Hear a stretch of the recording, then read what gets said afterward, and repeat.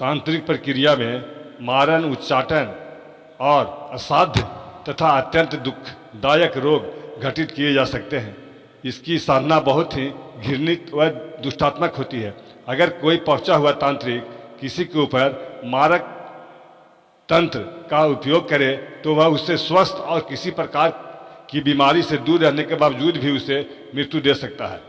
किताबों में जिस तरह वैदिक अनुष्ठान का जिक्र आता है, उसी तरह तांत्रिक प्रयोग से मारने जैसा क्रिया का भी उल्लेख है। यह किसी न किसी तरह श्मशान से ही संबंधित साधना होती है। यह शमशानों में अनेक दुष्ट आत्माओं, प्रेतों, पिशाचों और साधक के बीच होती है। दूसरी तरफ इसके उलट इसी क्रिया में ही एक ऐसी भी साधना है कि जिस किसी भी व्यक्ति को मेडिकल ने मृत घोषित कर दिया है, उसकी सांसें चलना बंद हो गई है, शरीर में कोई हरकत नहीं है, उसे एक निश्चित समय के अंदर तांत्रिक प्रक्रिया में जीवित किया जा सकता है।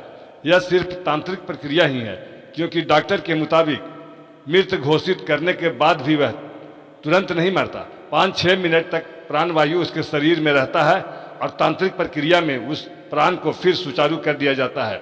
लेकिन यह तांत्रिक प्रक्रिया में ही संभव है। अब आगे चलिए और एक ऐसे तांत्रिक की बात जानिए जिसे मैं जानता हूँ, जिसकी क्रिया रूह को कपा देने वाली है, जिसे काला जादू भी कह सकते हैं।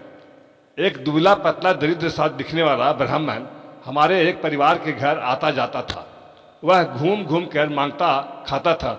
उस परिवार में वह करीब हर रोज आता था और सदस्यों के साथ बैठकर बातचीत करता रहता था, जिससे वह घर जैसा हो गया था। एक बार उस घर में एक सदस्य बीमार पड़ गया और धीरे धीरे उसकी बीमारी खतरनाक मोड़ पर पहुंचने लगा। वह चंद दिन में ही सूख कर कांटा हो गया। दवा वगैरह कोई काम नहीं करता था। अचानक घर के एक सदस्य उस पंडित से नाराज होकर कहा, करीब हर रोज यहाँ उससे जो हर रोज यहाँ आता था, पंडित मेरे भाई को ठीक करो, तुम्ही ने कुछ कर दिया है, तुम अघोरी पंडित हो, कुछ अघोर साधना करते हो। पंडित ने कहा, मैं मांगने खाने वाला ब्राह्मण हूँ, मैं क्या जानता हूँ, जो कुछ करूँगा। लेकिन उसके भाई ने उसका गला पकड़ लिया और कहा, मैं कुछ नहीं जानता, इसे ठीक करो। पंडित ने कहा, यह कल तक ठीक हो जाएगा, इन्हें कहाँ कुछ हुआ है। उसके भाई ने पंडित को छोड़ दिया। दूसरे दिन फिर पंडित आया तो उसका भाई कुछ ठीक होने लगा था। उसके शरीर का रंग बदलने लगा, वह बिल्कुल ठीक हो गया। पंडित ने आना जाना नहीं छोड़ा, वह पहले की तरह ही आता जाता रहा। एक दिन घर के लोगों ने उससे पूछा, पंडित तुम कौन सा साधना करते हो, कैसे करते हो, हम लोगों को ही बताओ। क्या तुम मारण क्रिया भी करते हो? पंडित तो सीधा साधा था, वह सारी बात बताने लगा जो वह सिद्ध किया था। वह भी नहीं सोचा कि जरा से बात में सब कुछ जानने के बाद हो सकता है लोग मुझे मारने लगे। वह कहने लगा, हाँ मैं मारण क्रिया भी जानता हूँ, हमने इसे कई दिनों तक श्मशान में सिद्ध किया है।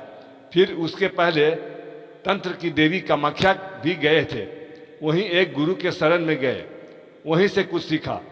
तब घर वालों ने पूछा कि यह क्रिया कैसे हो करते हैं। पंडित कहने लगा, जब मैं बाहर निकलता हूँ तब मैदान में बहुत से बच्चे को खेलते हुए देखता हूँ। उसमें से कोई एक बच्चा जो मेरी नज़र में बैठ जाता है, मैं घर जाकर उसका एक आटा का पुतला बनाता हूँ और रात्रि पहर में उसके चारों तरफ दीपक जलाता हूँ और एक दीपक उसके सर पर भी रखता हूँ। फिर उसके बदन में कुछ सुई चुभो देता हूँ। फिर कुछ तांत्रिक साधनाएं भी करता हूँ। बदन में एक एक करके सुई चुभोता हूँ और निकालता हूँ। हर रोज ऐसा करने से उसे बहुत कष्ट होने लगता है और वह धीरे धीरे रुग्ण यानी बीमार होने लगता है और एक दिन मर जाता है।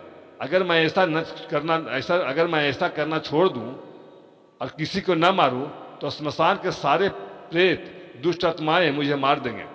अब जो भी हो, यह साधना सीख लिया है तो मैं उसे करना ही पड़ेगा। मैं जानता हूं मेरी अंत बहुत कष्टदायक है और भयंकर होगी, लेकिन हम भी अब बहुत मजबूर हैं। उस दुष्ट पंडित ने और भी बहुत बात बताई। घर वालों ने उसे उस पर बहुत गुस्सा आया। वे लोग पंडित को बोले, पंडित तुम आज से के बाद इधर कभी नहीं आना, तुम्हारा हाथ पैर तोड़ दिया जाएगा, तुम यहाँ से अभी चले जाओ। देखने में कैसा सीधा दिखता है। अब वह दुष्ट पापी पंडित वहाँ से तुरंत चला गया।